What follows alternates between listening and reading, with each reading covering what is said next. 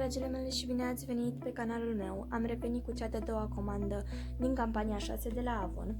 Am plasat-o din acest catalog și am desfăcut cutia pentru a-mi fi mai ușor să vă arăt produsele. Avem factura. Din Avon Magazin a fost un super preț, două parfumuri de bărbați la 60 de lei și am ales aceste două, Maxime. Tot pentru mine am luat două ape din acestea de parfum la 30 de ml, incandescent și persiv.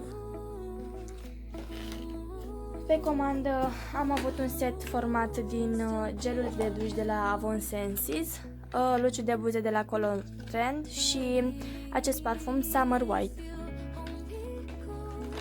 Pe comandă am avut și această mască de la Planet Spa cu extract de caviar.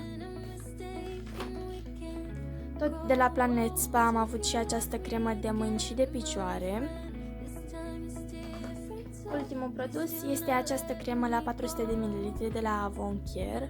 A avut un preț destul de mic. Avem aici două flyere,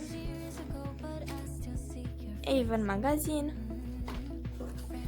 Am primit un pliant, cum ne putem califica în cel de-al treilea nivel. Ofertele pentru reprezentanți și văd că mi-au mai trimis un catalog din campania 7.